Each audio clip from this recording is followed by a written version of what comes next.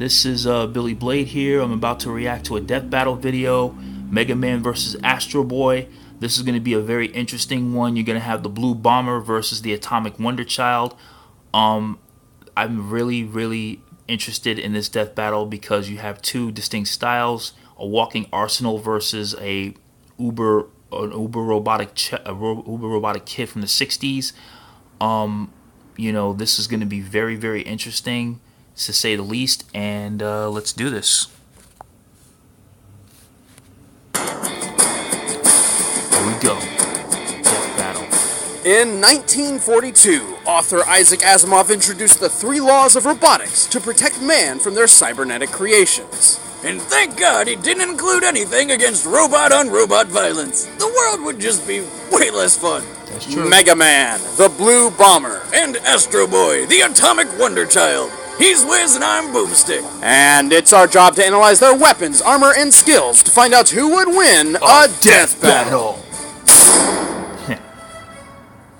In the year 2000X, a new age of robotics was dawning, heralded by Dr. Thomas Light and his partner, Dr. Albert Wiley. Together, they planned to launch mankind into a new age of prosperity. So they made a bunch of robot masters to do things too dangerous for people, like cutting down trees, bringing down buildings, and being cold. However, jealous of Dr. Light's increasing notoriety and beard growing skills, damn, look at that thing. Like take a nap in that shit. Dr. Wiley stole all of Light's robots and used them to try to take over the world.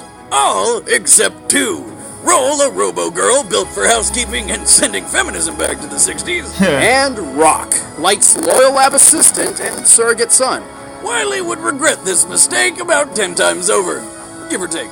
After watching his human father fall to ruin over Wiley's betrayal, Rock stepped up to take on the burden of saving the world himself. But first, he would have to upgrade into the super fighting robot called Mega Man. I love this cartoon. Super fighting robot, Mega Man. Mega Man's new body is composed of ceratanium, an alloy lighter and stronger than titanium, of course. Think that's cool? Well, his hand can transform into a long-range cannon called the Mega Buster.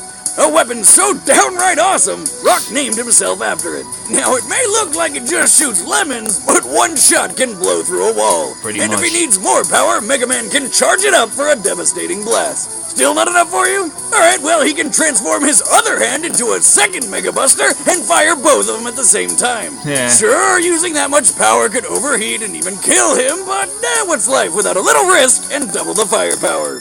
But Mega Man's bread and butter is his variable weapon system. With it, he can wield any weapon he acquires, including those taken after defeating rogue robot masters. Considering he's beaten over 100 of them, that's a lot of weaponry. Yeah, he can fire heat-seeking dive missiles, lock on target with magnet missiles, and even fire a swarm of hornets?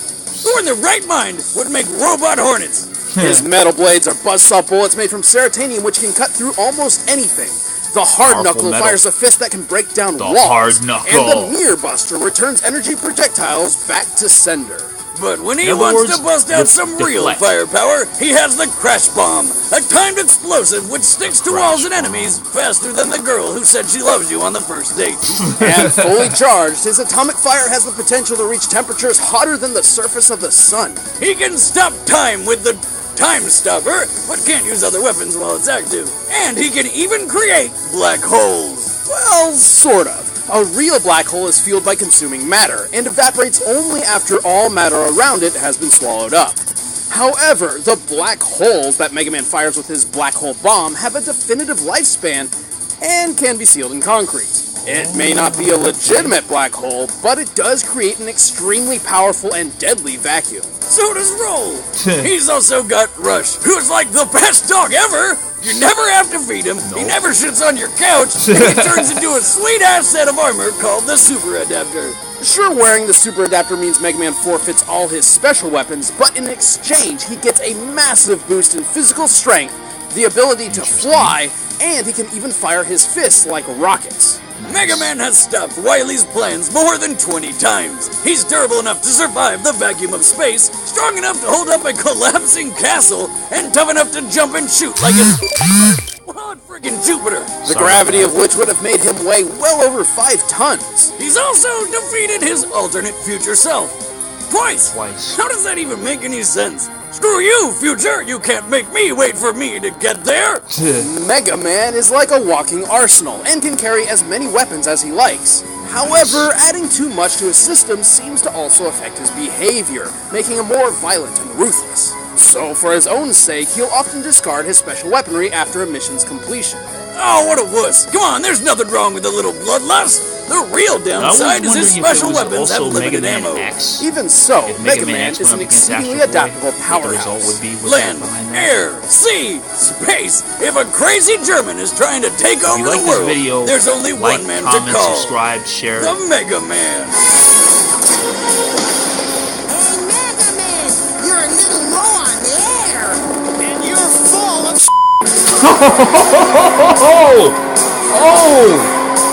Oh, you've been hurt. In the futuristic year of 2003, tensions were escalating between mankind and the robots they built to serve under them. But one brilliant robotics engineer was dealing with a far more personal problem. Like most scientists I know, Dr. Tenma paid more attention to his work than his family, especially his 13-year-old son, Tobio. Well, until little Toby decided to take their future car out for a spin and got himself killed. You better believe Pop started paying attention then.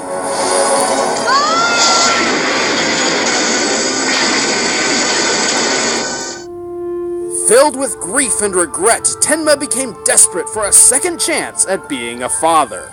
But instead of doing it the old-fashioned and fun way, he called up all his robotic engineer nerd friends to build him a new son.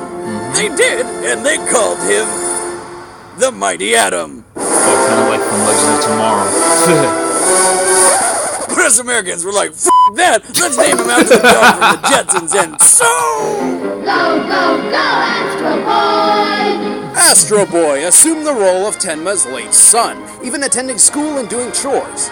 Things were going well until Tenma came to the realization that Astro would never truly replace Tobio.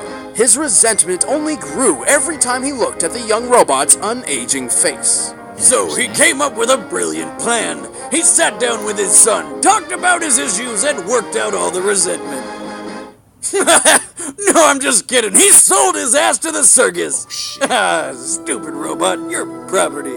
Astro spent his time performing until he was found and adopted by Dr. Okanomizu, whose kindness inspired Astro to stand up for what's right and defend the world. He's pretty good at it, too. Mostly because Dad number 1 was so scared of losing another son that he equipped this one with a shitload of weapons, like a finger laser and transforming arm cannons. Astro Boy was built with 7 amazing powers. He has jet-powered flight, flashlight eyes, the ability to translate more than 60 languages, instant discernment between good and evil, a hyper-intelligent electronic brain, he is 1,000 times more sensitive than a human's, and butt guns! No, really, he's got 2 machine guns popping out of his poop. Ass machine guns. Wow.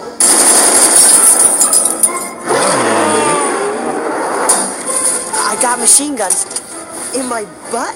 While that may seem unorthodox, Astro Boy's rear end retaliation serves as a handy surprise attack in battle. Nobody suspects the butt guns. I mean, nobody. Why would they? Astro also possesses 100,000 horsepower strength. He can break concrete without even trying, or tunnel through solid rock with ease. Nice. But his most fascinating aspect is his skin. Derived from an artificially created super plastic, Astro's body is really tough enough to survive everything from the depths of the ocean to a dip in the sun. Plus, he's a versatile fighter. He's taken on water-stealing aliens, dogs turned into human robots stealing diamonds from the moon, and a robot named Satan that shot lasers out of its nipples. I can't make this up. He beat Pluto, the most dangerous robot assassin in the world, after being upgraded to 1 million horsepower. This gave him the strength to lift a cruise ship out of the water and fly through 30 feet of solid iron like it was thin air. Probably also seriously cut down on his miles per gallon. Speaking of which, how do you refill a robo-child? Oh, the ways! Why that? Wiz, I'm pretty sure we just ended up on a No list. way. And I need a shower. No It way. wouldn't have been my first choice. I chalk it up to Dr. Tenma's eccentricity. design necessity? Well, you'd think that being a half-naked flying death child would be pretty great. Wow. Minus the whole rectal recharge. But Astro is hardly invincible. Tough as his super plastic skin may be, Astro does have an innate fear of being melted by extreme heat. And sometimes a strong enough blow can cause his joints to break apart. In addition, Astro sometimes overexerts himself to the point of dangerously draining his power supply. If completely depleted, he's as good as dead. But hey, sometimes it's worth spending the energy to plow a robo-chick so hard it levels an entire city. No matter what the challenge, Astro Boy will always give it his all. Wait, are you sure you're ready for this, Astro? I was made ready. Yes, he was. Alright, the combatants are set. Let's end this debate once and for all. It's time for a death battle! Here we go. This is going to be an interesting one. Oh, I like the animation. This is hot. I'm leaning towards Astro Boy. I don't know why. Sorry, Mega Man fans. You know, I get it. It's Mega Man, but Astro Boy, he's been around longer. I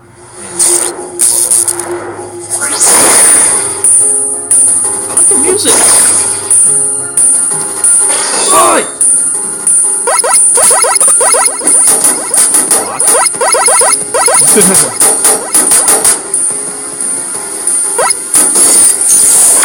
Fire! Deflect! Oh! Going area!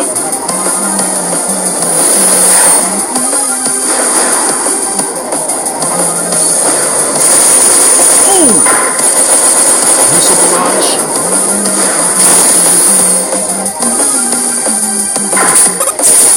Hornets!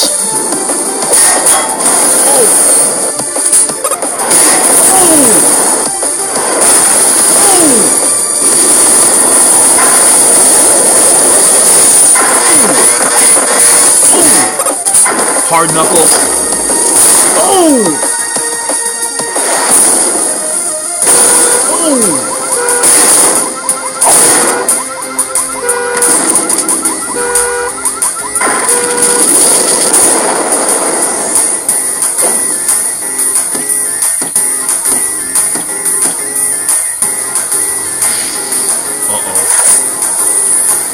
Machine guns.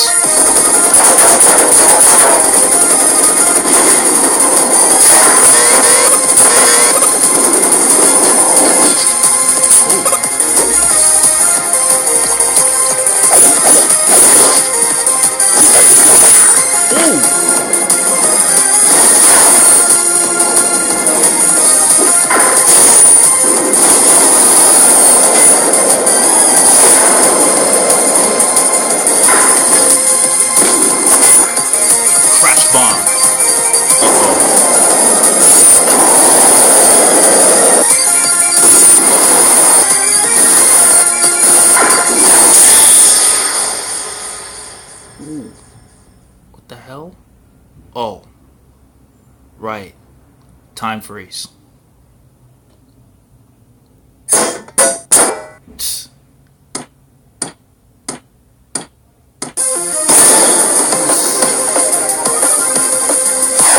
Rush! Super adapter. Oh! Oh!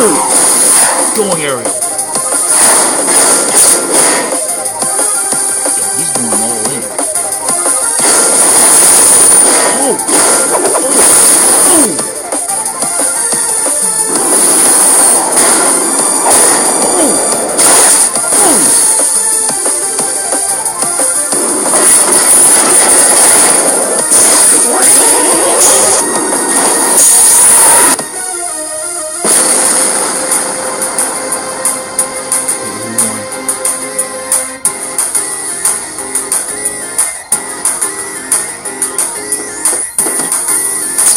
No, really? Okay.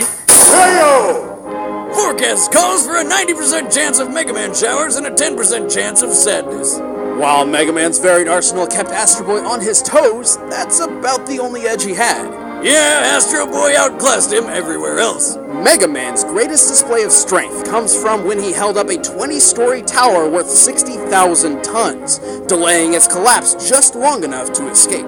Impressive, but not compared to Astro Boy, who could lift a 100,000-ton ocean liner with total ease. Mega Man defeated Quick Man, who is faster than lightning, or over 224,000 miles per hour. That's cute. After patching things up with dear old Dad number 1, Astro Boy was so excited that he took a victory lap around the entire planet in 2 seconds. Clocking in at just under 45 million miles per hour. Plus, Astro survived a bomb capable of stopping a solar flare. Heck, he got accidentally blasted by an atomic disintegrator gun and was still completely intact. Ultimately, the difference in power, speed, and durability is abundantly clear, and with Mega Man's limited ammunition reserves, all the Blue Bomber could do was delay the inevitable. Mega Man just couldn't keep it together. The winner is Astro Boy. Next time on Death Battle. My name is Oliver Queen. No way. After 5 years in hell, I returned home with only one goal: to save my city. I had to become someone else. I had to become something else.